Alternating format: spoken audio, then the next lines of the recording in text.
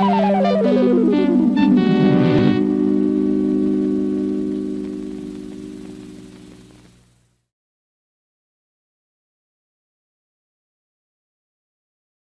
has puzzled scientists and conspiracy theorists alike for decades. The enigmatic cryptid Bigfoot has spawned a plethora of theories and speculation amongst people across the globe.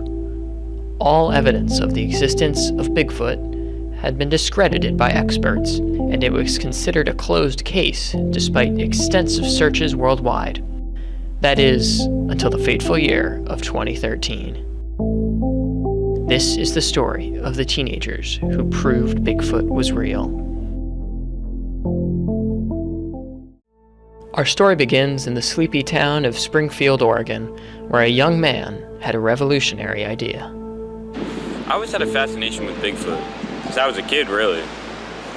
I always felt like there was something out there in the woods watching me, you know? I had this, feeling I needed to investigate further. It was actually my friend Marty who first came to me with the idea of looking for Bigfoot. He came up to me one day and just asked, "Hey, do you want to come into the woods with me and look for Bigfoot?" Of course I said yes. It was the opportunity I've been waiting for my entire life.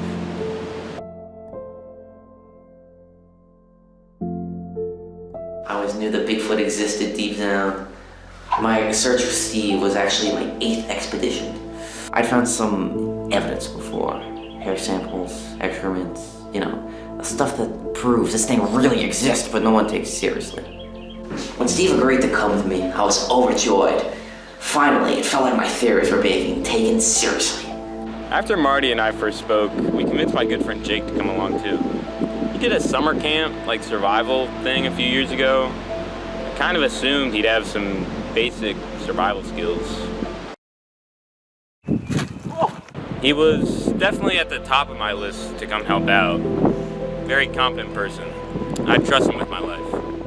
With their team assembled, the intrepid young explorers set off into the wilderness to begin their search. It took us a while to find Bigfoot, but that's not that surprising given his advanced hiding abilities, thanks to those hyper-developed neurosensory systems. Well, turns out Bigfoot had actually been hot on our trail the entire time.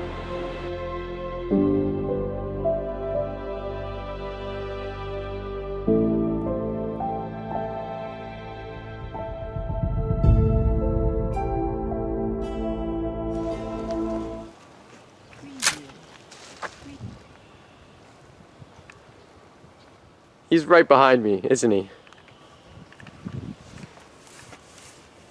Nice day out.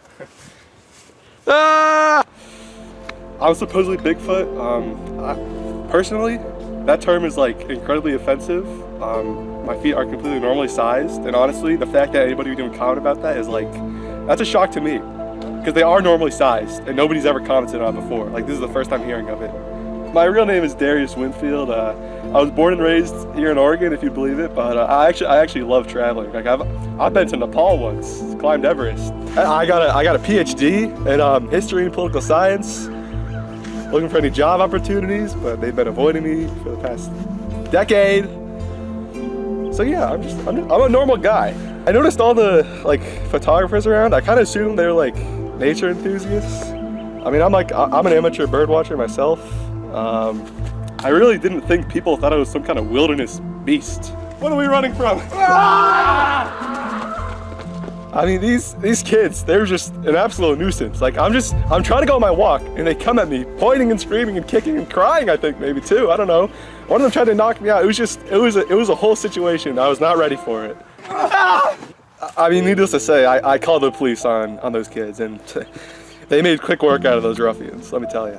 So yeah, after the whole kind of incident died down, I actually caught wind through the newspapers that apparently Bigfoot had been found, but it was a shock to see me on the front cover, but honestly, I think it might be beneficial to my resume that I'm a bit of a pop culture icon. Yeah, I'm aware Bigfoot ended up just being some normal guy, but I don't know if I'm fully convinced with the outcome of it all. It's nice that we all had fun in the end, but I'm not so sure it's over. So Bigfoot was obviously more advanced than we thought.